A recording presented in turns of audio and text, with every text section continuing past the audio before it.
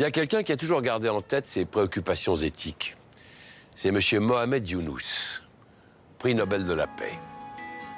Il en a même fait le but de son travail.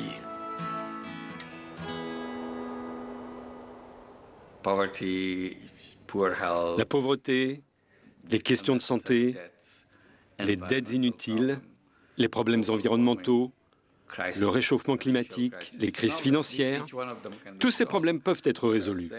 C'est nous, les êtres humains, qui les avons créés et personne d'autre. C'est donc nous qui sommes aussi capables d'en venir à bout.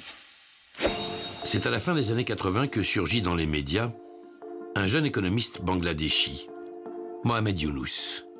Son idée, concilier assistance aux plus pauvres et efficacité économique. Je pense qu'une petite somme d'argent peut changer une vie. Et je me bats pour faire reconnaître que l'argent, ou le crédit pour se mettre à son compte, est un droit fondamental. C'est le microcrédit, un système de petits prêts bancaires conçu pour aider les plus défavorisés à développer une activité et à sortir de la misère. Première cible du microcrédit, les femmes vivant dans les campagnes. En leur donnant les moyens de démarrer une activité, on assure à la fois leur promotion sociale et le bien-être de leurs enfants. Et ça marche. 95% des prêts sont intégralement remboursés. Aujourd'hui, des dizaines de millions de personnes ont recours au microcrédit partout dans le monde. Younous invente une nouvelle voie entre l'humanitaire et l'économie marchande. Il veut faire de l'action sociale, mais se méfie des bureaucraties. Il place ses espoirs dans le dynamisme de petites sociétés privées, pour autant que leur comportement reste éthique. C'est ce qu'il est venu expliquer aux étudiants parisiens d'une grande école de commerce il y a quelques mois.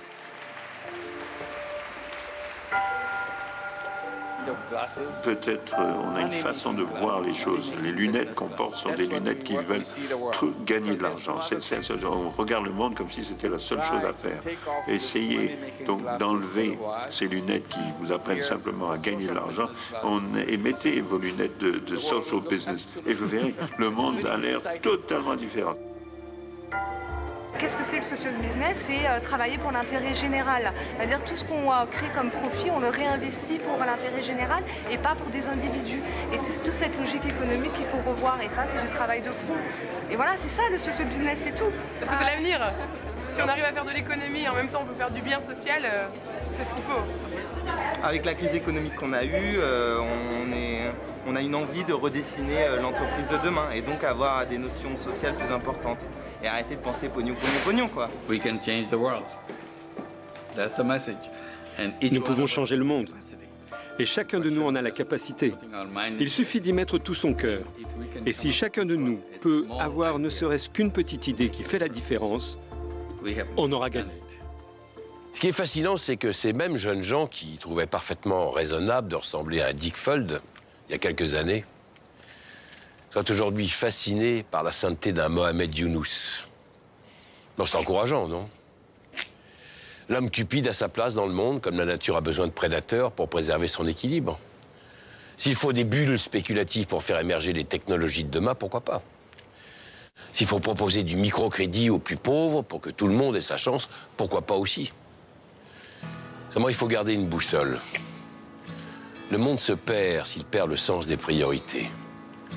Les nouvelles technologies doivent nous aider à faire une place à ces milliards d'hommes qui veulent nous rejoindre dans le grand banquet de la vie, à créer un monde qui rapproche les hommes au lieu de les diviser. Il faut nous battre pour construire un monde de raison. Un monde où les hommes puissent aspirer à la prospérité et au bonheur, sans craindre de basculer dans la crise et le désespoir.